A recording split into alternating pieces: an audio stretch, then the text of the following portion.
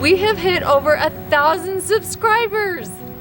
A proud mother celebrates success. A loving family supports a matriarch undergoing cancer treatment. Cancer, you're not gonna win. You're not boss of us. A child has a tantrum over a missing bow tie. A loose tooth Big smile so I can see your bottom teeth. becomes a lost tooth. Kids being kids, And one of the kids has been... sneaking frosting. Not that kind. With a pair of cheese. Our tip, guys, make sure you open the door of your lovely date. A Valentine's date with a loving husband. This is awesome! I know! Oh my... And a goodnight kiss. Oh, yes. I'll give her a kiss too. Got it. The stunning turn for a Utah mother of 6, a YouTube star known for her tough love parenting advice.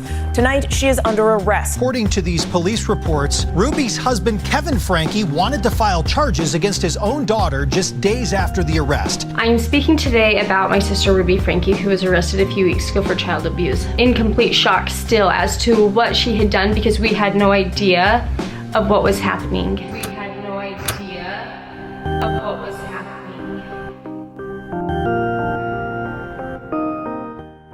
There is no shortage of family channel drama on YouTube. From the canceled DaddyOFive channel, And you better act right.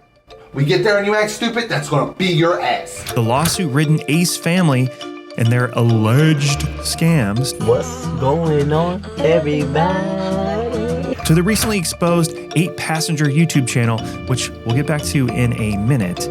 The question I want you to consider is this. Do bad people create family channels, or does attention incentivize bad behavior? To answer this question, let's first talk about the core issue, the exploitation of children. Long before YouTube and the internet, Hollywood has had a long history of exploiting young talent. In 1919, Charlie Chaplin discovered Jackie Coogan, who became a child star making money for everyone except himself. Coogan's mother ran off with $4 million. In today's money, after adjusting for inflation, that's over $60 million. God. In response, the California's Child Actor Bill was created, nicknamed the Coogan Law. It forced parents to set aside at least 15% of the earnings for their young talent. Sadly, stealing money is just one way to exploit children, and it doesn't take long to find examples of exploitation in Hollywood. It almost goes without saying. Britney Spears will virtually address a judge at her own request concerning her conservatorship. Has sentenced Harvey Weinstein to 16 more years in prison for raping. Who allege Michael Jackson sexually abused them when they were boys. And we could go on and on and on. But that's Hollywood. What about these new family reality shows? Surprisingly, reality TV has always had a focus on the family. An American Family, first airing in 1973, is widely accepted as the first reality TV show ever. Craig Gilbert, the producer and mastermind behind the show, said in a 1982 essay, "I was accused of being a Svengali-like manipulator, a crass invader of privacy, and a brooding East Coast neurotic with a compelling need to foist my twister vision of a life on an unsuspecting public." Craig would never produce another show. An American Family was a controversial show following the Loud family. By the end of the first season, the parents were divorced after it was uncovered that the father had been unfaithful for years. And while reality TV is much more accepted today, reality family shows are mired with scandals. Reality TV stars Todd and Julie Chrisley will serve lengthy prison terms. The federal judge in Atlanta sentenced Todd Chrisley to 12 years in prison yesterday, while his wife Julie got 7 years behind bars. Savannah asks how the kids can take this experience and not become bitter from it. To be honest, I don't know if it's possible. But I don't think it is.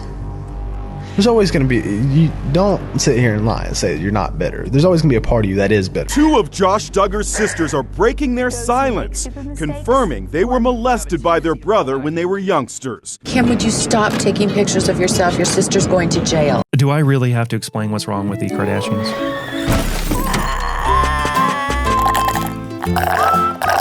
But can child stardom be done in an ethical way? 90s kids may remember Mara Wilson, the young star in Matilda and Mrs. Doubtfire. She chose to step away from acting altogether and wrote an essay about the challenges in the industry. She writes, "It was generally a good experience, but every day I'm glad I wasn't Olsen twin famous. Not many child stars make it out of Hollywood alive or sane. Mara continues, I chose to start acting when I was 5. It was my decision, and my parents tried their hardest to discourage me. When I insisted, they allowed me to act, but were always very protective of me. Mara escaped the clutches of Hollywood, but how? She explains, my parents tried to keep me grounded. They made me share my room with my sister, kept me in public elementary school, and encouraged me to think of acting as just a hobby. These parenting decisions are a far cry from the lavish lifestyles portrayed in modern family channels. The living room was probably the quickest room we put together, but it really ended up working out exactly how we wanted. Oh my God, Austin! In contrast to the never-ending film schedule of a YouTube family channel, sometimes publishing daily videos, Mara's parents encouraged her to exit the industry. I was kind of over it too, so after a while it feels like a mutual breakup. That's the way that I describe it. A successful family channel won't offer an exit strategy to the child, in the same way that a producer of a hit TV show would never encourage their talent to retire mid-shoot. But there's one dark exception. The Stauffer family. The Stauffers adopted Huxley, a 2.5-year-old Chinese orphan, only to put him back up for adoption 3 years later, after realizing Huxley was autistic. The Stauffer family initially announced the adoption in a video titled Huxley's Gotcha Day, gaining more than 5.5 million views on its initial launch. This would be the most viewed video the Stauffers would ever receive, launching their YouTube family channel into mainstream territory. What's even more insidious is when they decided to put Huxley back up for adoption, they didn't announce his departure. They just moved on with life, hoping no one would notice. It wasn't until fans noticed Huxley's absence from the videos that the Stauffers were forced to address the issue, leading to the demise of their channel. And moving on to more ethical considerations, for the most part, family channels film their children without consent. And even if a child says it's okay to be filmed, the parents control a child's entire life, their access to toys, electronics, food, and friends. So it's not difficult for parents to incentivize participation on camera. And even still, in DaddyOFive's case, he goes as far to film his child being physically bullied by everyone in the family. And the kid clearly doesn't want to be on camera. Shoot. Eat that macaroni, Emma. Emma, Stop! Is that necessary? Yeah, I freaking hate when you guys pull my hair! Oh, shut up. Couldn't go so well.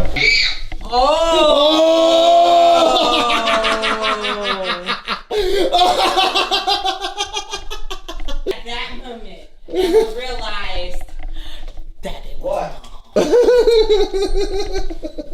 Stop, Cody. Amina, I will punch you! What just happened? Stop! Alright, victim. Come on. Emma, you're being a little over dramatic. Stop. Stop. Get away from me, you dummy! Can you stop? Can we close the window? Can you go? Jake, stop it.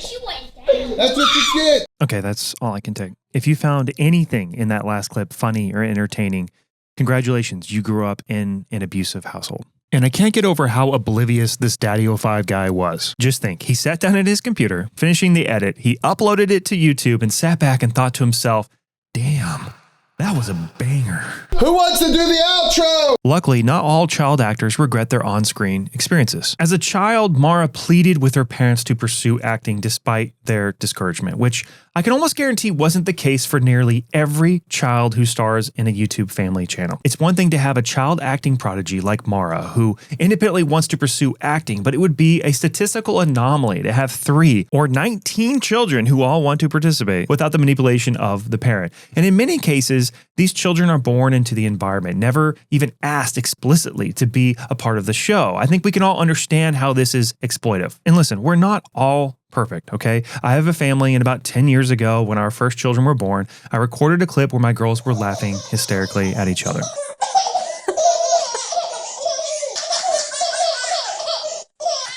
Parents of infants know these moments are rare, and what was even more unique about this situation was that both of the twins were hysterically laughing at each other. A moment like this had never happened before, and I would find out later would never happen again. And if you didn't know, twins don't interact with each other as much as you think. It can take years before twins meaningfully play together on a regular basis. I posted the clip to YouTube.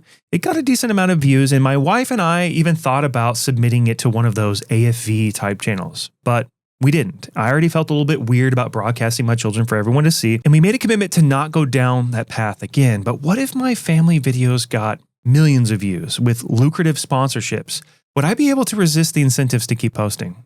I'd like to think I could have. But I was working as a firefighter at the time. I wasn't exactly killing it financially. I'm glad I didn't keep posting because I believe that if I had, I might have fallen into this trap that most family channels succumb to: the immense perverse incentives. Let me explain. You may be aware of Ryan's Toys, a channel centered around Ryan, who was 3.5 years old when the channel premiered. And like Mara, Ryan claims to have an intrinsic desire to be in front of the camera. Ryan's Toys, now rebranded to Ryan's World, was getting hundreds of millions of views, sometimes billions. Forbes estimates that Ryan's channel made nearly $30 million in 2020, making his channel one of the highest earning YouTube channels that year. Listen to the narrative Ryan's mom tells about how he started his channel. Well, Brian been watching YouTube ever since he's little. And one day he just come up and asked me, can we start a YouTube channel? There's other kids on here. It looks like they're having fun. I found this interview with Allison Stoner, a Disney child star, actor, dancer, and singer. She reflects on the family narrative about how she got into entertainment as a young child. I held on to the narrative of my life, of my identity that I was given. It was the story that every reporter has heard when they interview me. I have it memorized still, and I can repeat it verbatim at Hollywood events and family reunions alike. And when I asked a relative what really happened and they had a very different perspective, I realized I'd truly been reciting a story that wasn't really my own voice or experience. But this false story kept my career in motion. It kept me going. It kept everything together. Now, I don't have any evidence that what happened to Allison is what's happening to Ryan, but I can hardly believe that a 3.5-year-old has enough life experience to know what he's getting himself into, even if he can parrot the same story his parents recite on talk shows. When I was 3, I was watching other people. And he started watching other kids on YouTube. And I was like, why am I not on there? And I started my own YouTube channel. And like Allison, I don't think Ryan's parents are bad people. Did my mom or family intend for this? No, I don't think so. I think they made a lot of sacrifices and were supportive, and relatively speaking, they did their best. I'm 30, and last year was the first year after leaving the industry several years ago and being in therapy for a decade, that I felt like my life was my own, that I was connecting to a true self. I'm a bit skeptical about the origin story of Ryan's channel, but let's just take the family at their word. Can a 3.5-year-old consent to having their life be so public? The parents talk about all of the work that goes into the production of the channel in a podcast a few years ago. Ryan only spends a small amount of time filming each day, and the channel started off as a place where Ryan reviewed toys. So it really wasn't as intrusive as many of the family channels of today are. We don't really film with Ryan or Emma and Kate every day. It's just we try to limit the filming time with the kids as much as possible. One, because we want them to experience the normal childhood as much as possible. So we set ourselves the filming time to be 3 to 4 hours for YouTube each week. That's the maximum hours that we allow ourselves to film with the kids. And there are many weeks that we go even below that. Yeah, there's many weeks that we don't even film at all. I must concede, it does seem like the Kaji family are very intentional about Ryan, the way the money is used, and protecting his future. We didn't expect our channel to blow up or anything. We were just happy just being a smaller channel and just flying under the radar per se. And the whole point was just to make videos together with Ryan, spending time together. And it was great having a little bit extra income where we can use that money to put back into YouTube to make more videos. We never thought this would become our full-time job. We put aside majority of the money we earn from not just YouTube, but the TV projects and licensing merchandise project into Ryan's multiple different financial accounts. Even Ryan's Mystery Playdate. So when you have a TV show, you have to create a Coogan account, which is important because you do want the money to go to the kid because they're acting on the job. So usually a Coogan account is usually 15%, but for us we put 100% of his earning into his Coogan account, and we even put in 100% of our talent fee into his Coogan account as well. So he will have that when he turns 18. So yeah, the Coogan account is really very minimum. It's only 15%. So we thought it was not enough for what he does. So we put 100% of his account, his amount, and also we felt like when we were in the Ryan's Mystery Playdate, we were just there to support him. So we thought just it makes sense for our talent if it all goes to Ryan's Coogan accounts. It's important to realize that Ryan's parents are talking about the money earned from his Nickelodeon show, Ryan's Mystery Playdate, not his YouTube channel. And I'm sure Ryan's parents are putting away the YouTube money, but the Coogan laws don't apply to YouTube. we don't think that we're perfect, because when we started our YouTube journey, there's not like a guide or anything on what you should do. We just felt like we tried our best. I'm pretty sure there is a lot more that we can learn. And, I really do hope that other parents of different YouTubers would speak up eventually, and hopefully we can all learn from each other. There's no one simple answer. There are many different approaches to make a great content and keep kids safe when they film. But even if we take Ryan's story at face value, the parents still created the Kaji Family channel, where Ryan's siblings were born into a life of being broadcast to millions of people as infants. The new channel was created without even a facade of consent. I believe Ryan's parents were proud of their kid and just wanted to explore his interests and passions. But after the success of the initial Ryan's World channel, it's hard for me to see the justification for why they would put their newly born children in front of the camera for millions to see. Was extending their YouTube empire clouding their judgment? I don't believe Ryan's parents are terrible people, especially when you compare them to the mainstream family channels such as Ruby Franke's 8 Passengers, which we'll get to in a minute.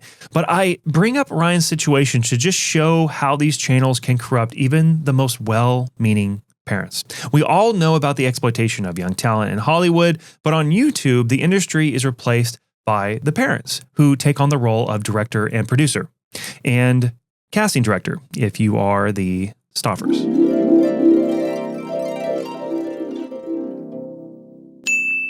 This is why YouTube family channels can devolve so rapidly.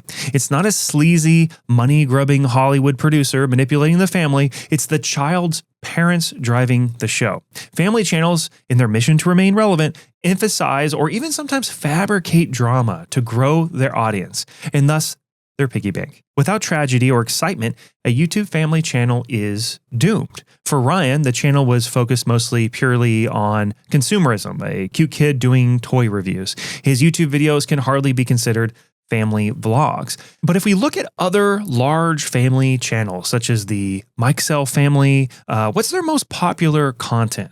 A video where members of the family crash in a plane accident.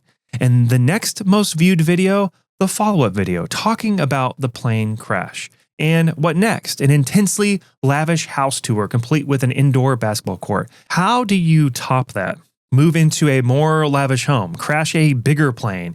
It's no surprise that the most viewed videos on the Mikesell channel are the most dramatic. Their video with the title, Homecoming Curfew Broken, just wasn't as exciting as their father nearly dying. And just when you thought the worst of family channels were behind us, such as the DaddyOFive situation where his toxic channel became infamous for doing cruel pranks on their children, temporarily losing custody of 2 of his children in the process, Ruby Franke's story broke. 911, the address of your emergency. I just had a 12-year-old boy show up here at my front door asking for help. He's emaciated, he's got tape around his legs, he's hungry, and he's thirsty. Is your door locked? No, I'm sitting outside with him on the front patio. And he asked us to call the police. So he's very afraid, but his ankles are taped up, and he won't tell us why. He has duct taped around each ankle. Yeah, there's sores around them. I think there's a good chance he's been... and he has been around his ankles. I mean, his wrists as well. Okay, this boy has been... He needs... This kid has obviously been... I think he's been detained. He's obviously covered in wounds. Okay. Let's get the paramedics headed over that way, okay? Oh, that's a good idea, too. What's your mom's name?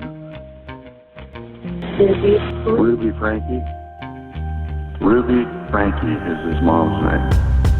If I was to go back and redo anything in parenting, it would be not to give the kids a phone. The question I wanted answered was, how?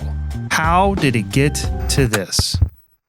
Ruby now sits behind bars without bail with 6 charges of aggravated child abuse. But surprisingly, this latest incident wasn't what took the 8-passenger family down.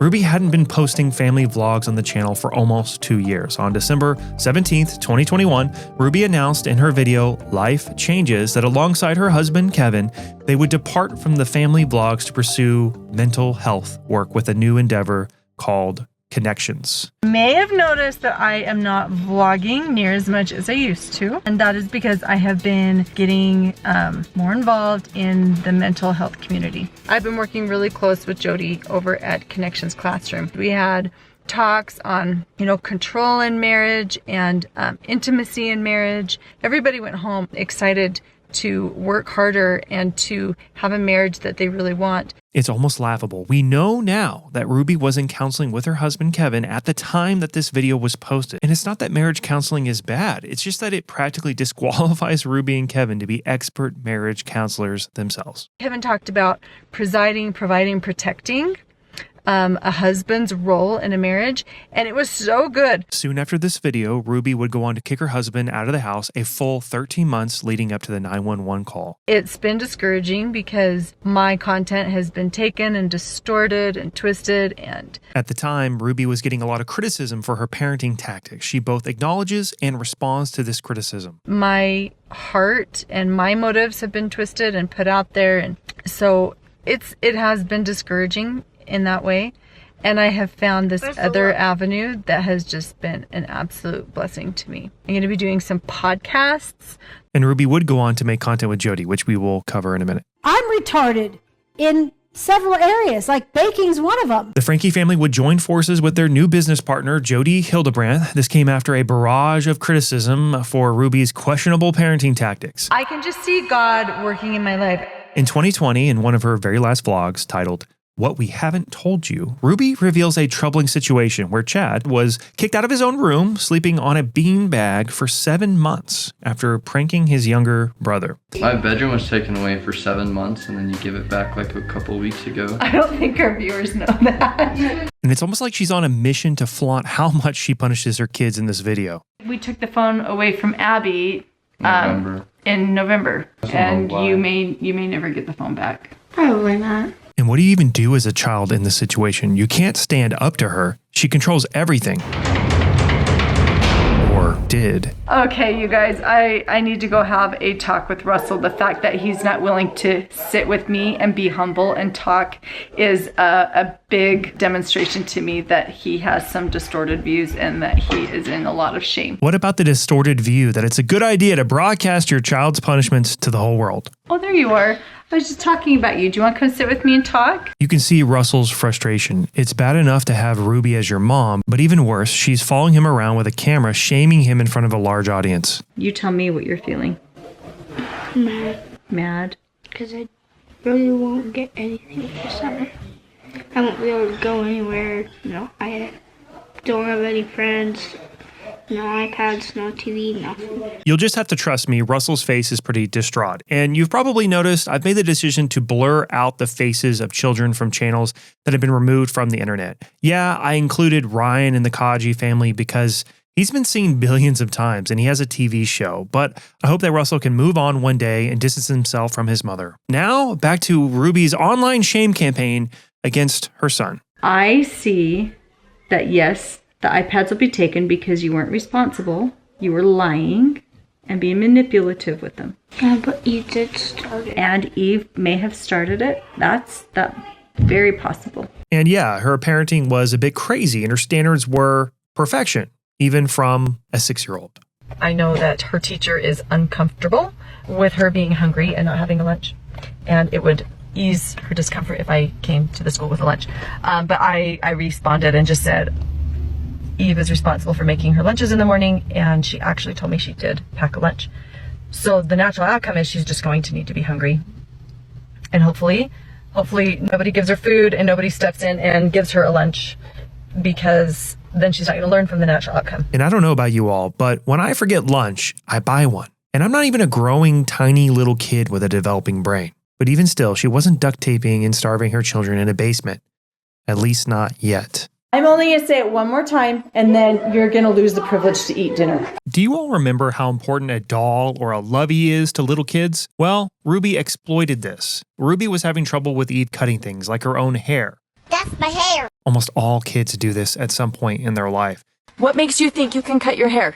I think it was too short. In my opinion, it's an unrealistic standard to expect a little kid like this to not experiment with this sort of thing when they're like 4 years old. You can't have scissors anymore.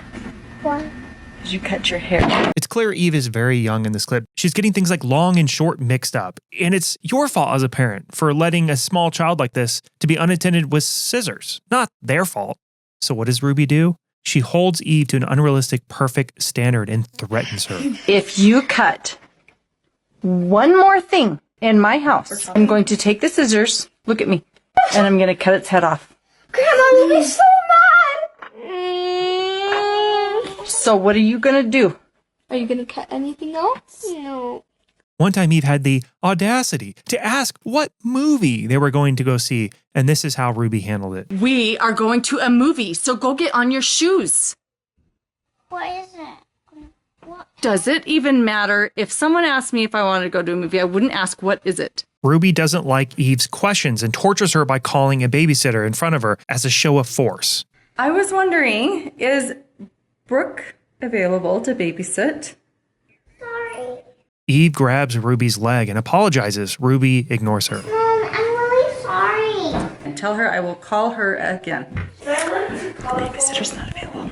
I am not taking Eve, unless you come and give me a huge apology. Then Ruby demands affection for Eve's behavior.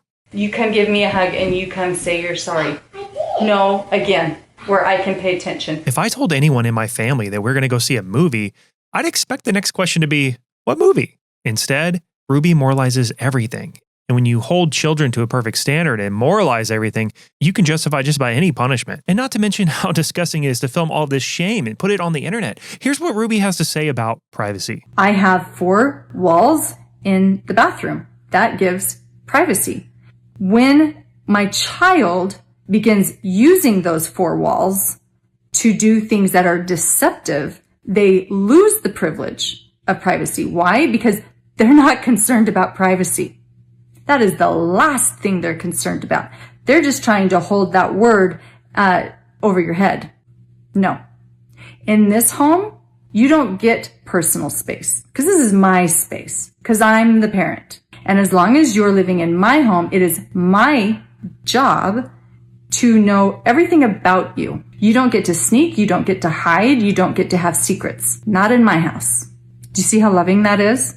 A great rule of thumb that in my house, there is no such thing as privacy. Do you see how loving that is? You can imagine why Ruby wouldn't consider asking for consent when monetizing her children through content creation. The family made headlines and was even investigated by CPS. We would find out later that Chad's punishment was formulated by Jodi Hildebrandt. Ruby would eventually delete the controversial video involving her son Chad, but the criticism of her parenting tactics wouldn't end there. Jodi Hildebrandt had previously been in trouble with the Utah's licensing board when she divulged private information from a therapy session to both the Mormon Church and Brigham Young University. But how did Jodi insert herself into Ruby's family?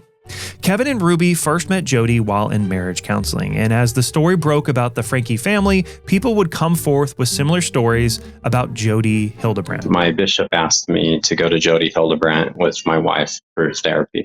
Adam Steed says he and his wife were seeking counseling for ordinary issues that come up in any marriage. We had a 1-year-old baby and we had a newborn coming along, and we were both in school at Brigham Young University trying to do all of our credits and just trying to be normal people and live a normal life. Jodi Hildebrandt's more sophisticated than a normal person in a lot of ways. She evolved into what she became. She put us in a phase 1. There's phase 2 and phase 3 of the particular group she was in at the point. Phase 1, it wasn't very intense. It was lighthearted and fun. And, think of like a PG movie or something, and a lady that's just charismatic and fun, and teaching these principles about delusion, denial, and all this kind of stuff. codependency, using small examples in people's lives where they didn't realize they were in this state and the whole room laughing about it. That was phase one, and it was all happy couples thinking they were with this incredible lady. When she separated the couples into all women and all men groups, then after she gained everyone's trust, then really bad things began to happen. When I chose to leave this cult-like group, Jodi tried to punish me. Allegedly, Jodi's client would be ejected from BYU and lose privileges in the Mormon church. Because when I heard that they were doing the same thing to those little kids that they did to me to hide their crimes, it was totally predictable. And I knew my records would just completely show the world the truth of how dangerous this lady really is. And there's going to be so many victims coming forward with the same story. A story that if you told it on your own by yourself, everyone would think you're weird and creepy. And more stories did in fact come forward and are still coming forward. The angry comments coming into the Connections Classroom social media pages now are just the beginning, according to former client Trey Warner. He joined a support group at the recommendation of a friend trying to improve his marriage. But after a while, he says he grew more suspicious of what Jodi Hildebrandt was teaching. It started to feel more and more evil. And I finally, in one of the group meetings, I got up and I just said, this is off. Warner claims Hildebrandt would use shaming tactics to turn husbands and wives against each other, adding that she would convince men that their impure thoughts made them dangerous to their families. He says he saw one case during a group session. There was a man that had a successful business that believed that he was a danger to his wife and his family because he did a double take. As a woman, like if he saw a beautiful woman, he would see and he'd look again. This guy got his own apartment and separated from his family because he was a danger. In some cases, Warner claims husbands were separated from their families for so long, they were considering suicide. They felt so sick and like such a failure that they just felt like they shouldn't be here anymore. And there is so much consistency in every alleged previous client's story. The narrative was very much like, if your husband is not perfect, it is your job to leave him, and he is undeserving. And if he was to be living honest, responsible, humble, these values, then he would be deserving. But it honestly reminds me, I remember telling a friend, it felt like if I had been married entering the group, I would be exiting the group as a divorced. We knew that Jodi does this. We knew 14, almost 15 years ago that she's already done this to me. She made me sleep outside in the snow. She duct taped me. I wasn't allowed to speak to anyone. What, in theory, was the justification for the duct tape? The duct tape was, in her words, an external reminder to me that I'm a liar.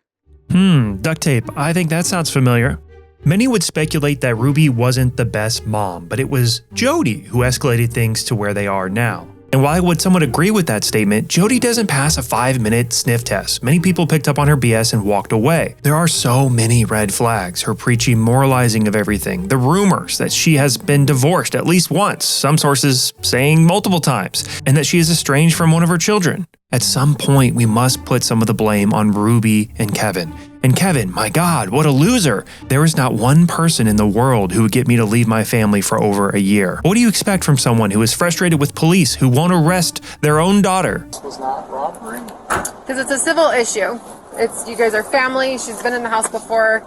You haven't been in the house in a year. Sherry, Kevin's daughter, who was temporarily caring for her siblings, went by the Franke house to retrieve some items. Kevin didn't like that, so she returned them.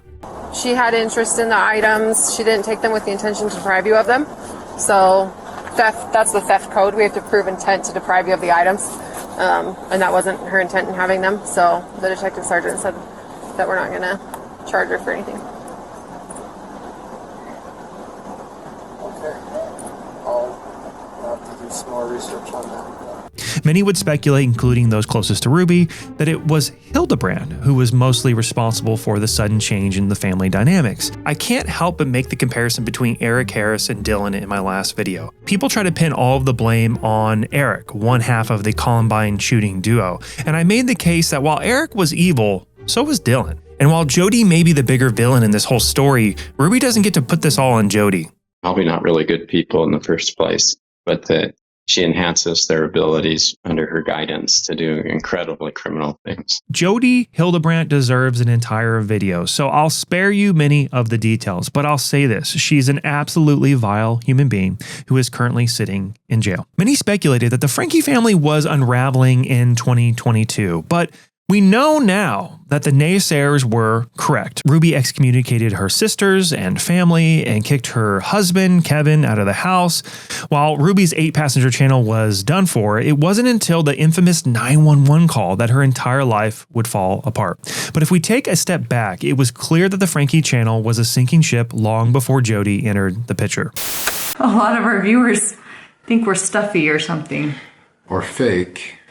Even though Ruby's channel has been removed from YouTube for quite some time, I was able to get my hands on old footage, including her daughter, Sherry, graduating from elementary school. Sherry Franke! Sherry, who is now 20 years old, shared a picture of a police vehicle on Instagram story with the caption, "Finally." She said, "Today has been a big day. Me and my family are so glad justice is being served. We've been trying to tell the police and CPS for years about this, and so glad they finally decided to step up." Going back through all this older footage, knowing what is going to happen is haunting. So let's take a closer look at Russell. Russell is the child who would later escape and ask the neighbor to call 911. You cannot just get into the cupboard and take yogurt and crackers. You can't come in the kitchen and take whatever you want, whenever you want. Are you hungry? Yeah. You can't see Russell's face here, but just listen to him sigh.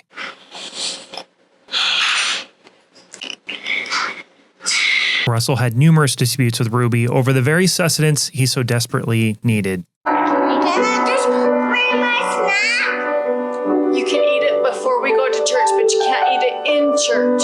It's not unreasonable to not let a kid eat during church, but why is he always so hungry? It's just clear to me that food is a big contention with Russell and Ruby. Are you really crying? Russell? Oh, honey. Oh, honey. This was my favorite casserole dish, and it had a lot of meaning to me. And when Russell gets a bit older, they start going on these big vacations with that YouTube money. It's like all you can eat, so he just stuffed himself silly. I wish you could see the joy in Russell's face, the idea that he could get as much food as he wants from the breakfast buffet. I almost had 4. That's not a terrible amount.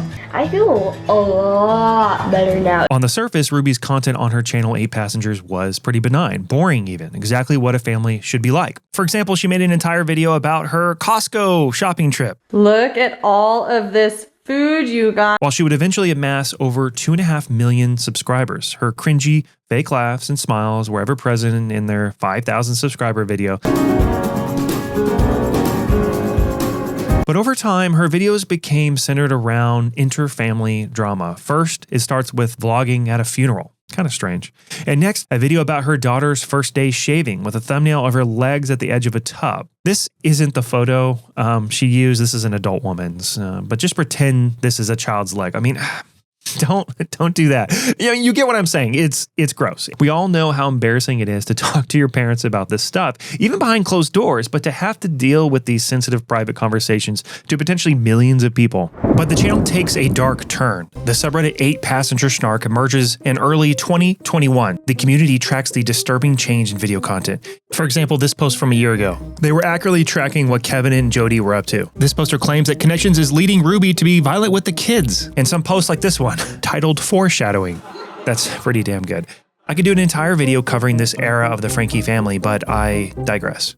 In April of this year, long before the 911 call and the arrest, Sherry would go on a podcast called Into the Light. She talks about how when she was 15, her family joined this mental health group, which we know now to be Connections. When I was in 10th grade, so I was like 15, my family joined a group, like a mental health, kind of like a self-help group, basically. Sherry would find herself stuck between either drinking the insane Kool-Aid of Connections or stepping away from her family and siblings. She doesn't explicitly say exactly what she did, but she goes as far to say that she was essentially adopted by another family. I've been able to reconnect with like a family that I was friends with in high school, and they've kind of taken me in as their own daughter. And so like I felt like I had them to go to go to. And here we are, we've arrived at this point where Kevin is frustrated Sherry isn't being arrested. And if things weren't bad enough for the Franke family, Ruby surprises everyone with a new revelation upon her arrest. She tells the judge that one of her children was looking at porn when he was 3 and has abused their sibling, of course with no proof. I can understand why family channels are captivating. Very few of us grew up in a perfectly loving 2-parent household with 10 siblings and an indoor basketball gym. What I've learned is, in the best case, family channels tempt good-meaning parents into questionable behavior. And in the worst-case scenarios, they're a playground for evil with the illusion of virtue. Society may reward drama, but a truly great family treasures their boring moments above all else, because family life shouldn't be dramatic. And I love my boring family. Unlike Kevin or Ruby, I'll see my children every day. I love my wife, and no one is duct taped in my basement. And I have no reason to adopt an exotic child to virtue signal to everyone how good I am. Going back to the question I posed in the beginning of this video, do bad people make family channels, or does the attention incentivize bad behavior? And as you've probably concluded, it's both. In the case of Ryan's World, you can see what started out as a seemingly harmless passion eventually transformed the family into this consumeristic behemoth recruiting the newly born. And in the case of Ruby Franke, her distorted lust for attention, fame, and money was exacerbated as her channel grew. I was surprised to find a handful of family channels that don't seem to have any scandals and, for the most part, have operated in a very ethical way. For example, the B family. And as you'd expect, they're pretty boring, and that's exactly how it should be. I decided I don't really want to post y'all online, you know, kind of without your consent. When you were that young, you can't really like say yes or no that you want it online. So I wanted to use that clip in the video. What do you think? Is it okay if I use that? That's fine. Yeah. I am trying to sneak in a little bit of footage without Sherry being mad at me. He's our son, and that's that. He's not we aren't gonna trade him in, we're not gonna return him. And when I saw him, I just lost it. I cried so hard. My heart couldn't quit beating. It was just one of those feelings where you just know. You know, and it was just the craziest feeling that I've ever felt in my entire life. Fear ever since I started vlogging was, but what if I wake up and my children are just staring at a wall all day and there's nothing to film? That is legitimately my biggest fear. And I sat down with Jim. I said, you know, worst case situation, if our little boy at one point in his life, he needed to be in a wheelchair and he needed full on care, would you still love him? And we, without a doubt in our minds, we knew no matter what state he came to us, that we would love him. Oh my gosh, I have to pull over. Oh my gosh. Oh my gosh. Hey, wait. Oh my gosh, oh my gosh, screenshot. Ah! How do I do a screenshot? All of a sudden I forgot. Oh my gosh, this is, oh, I missed it.